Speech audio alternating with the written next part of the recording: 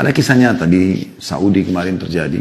Sampai heboh. Dai-dai pun banyak mengangkat kisah itu. Kisah seorang dai dari Maroko. Maroko di Afrika Utara sana.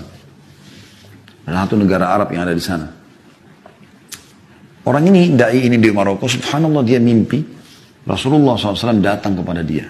Kisah nyata. Lalu berkata kepada dia, sesungguhnya ada seseorang tinggal di Mekah bernama Fulan, gitu kan. Sampaikan berita gembira kepada dia kalau dia termasuk ahli surga. Orang ini bangun kaget mimpi. Dan Nabi SAW mengatakan siapa yang melihatku dalam mimpinya maka itu pasti aku, tidak mungkin syaitan menjelma jadi aku, gitu kan. Rupanya mimpi lagi hari kedua, mimpi lagi hari ketiga, sampai 3 kali dia mimpi.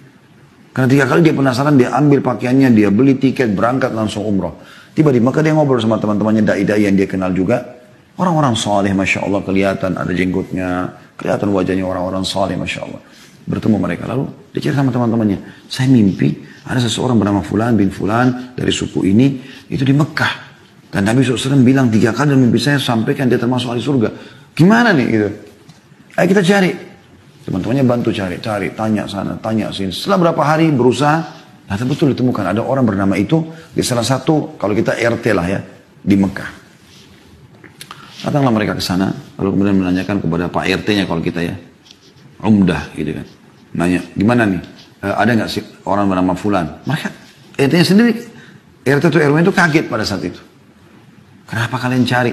Kalian ini kelihatannya orang-orang soleh, kelihatan wajahnya, penampilannya orang-orang soleh. Ngapain cari orang ini? Ternyata orang ini buruk sekali di tengah-tengah masyarakat itu. Tapi Nabi SAW bilang dia termasuk ahli surga. Luar biasa. Gitu.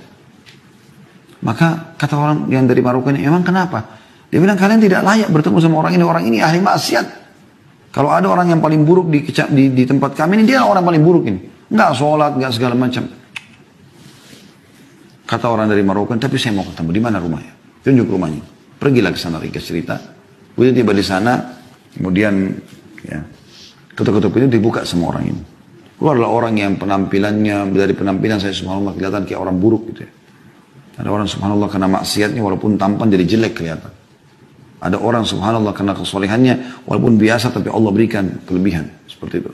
Orang nyaman interaksi sama dia. Dia kaget ada orang-orang cari dia. Ada apa nih? Dia bilang kenapa kalian cari saya? Kata orang dari Maroko, apakah kau Fulan bin Fulan dari suku ini? Dia bilang iya. Dia bilang saya mau menyampaikan berita dari Rasulullah SAW. Kaget orang itu. Rasulullah SAW? Berita apa? Dia bilang saya si Fulan dari Maroko. Saya mimpi 3 hari berturut-turut. Rasulullah SAW menyuruh saya menyampaikan kepada kamu berita gembira kalau kau termasuk ahli surga. Kaget orang itu langsung tiba-tiba menangis. Saya?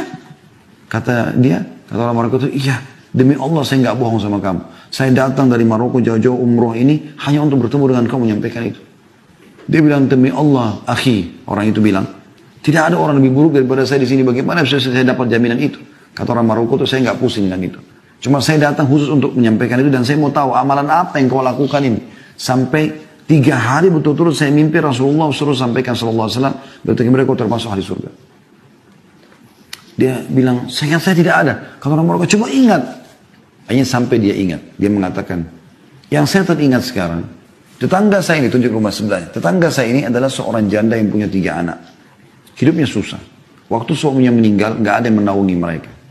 Maka semenjak itu, dan sampai hari ini demi Allah, saya sudah bertekad untuk memberikan setengah gaji saya. Jadi setiap terima gaji, saya kasih ke mereka setengah, kepada saya setengah. Tidak ada yang tahu kecuali saya. Sama Allah subhanahu wa ta'ala. Kata orang Maroko tersebut, itu amalmu. Memenuhi hajat saudaramu muslim tadi. Kata orang soleh ini, ayo segera ikut sama saya ke Masjid Haram. Maksudnya ayo segera taubat kembali kepada Allah, perbaiki amalmu. Ini luar biasa berita gembira. Orang itu ketakutan mengatakan saya tidak layak ke haram sekarang seperti ini. Ini di Mekah ini, bayangkan aja. Lalu kata orang Maroko, baik selesaikan dirimu. Dia bilang dia siap-siap, dia mandi, dia bersih, dia pakai baju terbaik, lalu dia ikut ke masjid. Kata orang Maroko ini begitu masuk masjid, nangis-nangis orang ini. Seperti orang yang masuk ke sebuah alam yang penuh dengan kedamaian, kebahagiaan luar biasa. Dia bilang begitu masuk masjid, mulai sholat, kata orang Maroko ini, nangis terus orang itu. Karena nangisnya, karena terusnya dia nangis, kami pun sampai nangis gitu.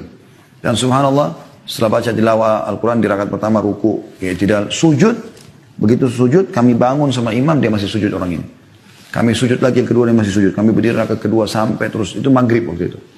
Setelah saya salam, habis sholat maghrib, Nanti saya sentuh dia jatuh sudah meninggal dunia. Allah tutup dengan husnul khatimah. Karena memenuhi hajat saudara muslim. Sayangnya teman-teman sekalian kita Allahul Musta'an. Semoga Allah maafkan kesalahan.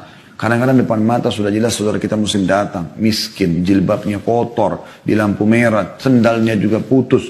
Minta, masih gak dikasih. Mana kita dengan hadits ini? Ya. Barang siapa yang memenuhi keperluan saudaranya, maka Allah akan memenuhi keperluannya. Hajatmu dipenuhi. Dan Allah tadi saya bilang kalau sudah membalas, Allahu inna Allah atau Allah yarzuqu man yasha'u bighairi hisab. Allah kalau kasih rezeki tidak pernah pakai perhitungan lagi.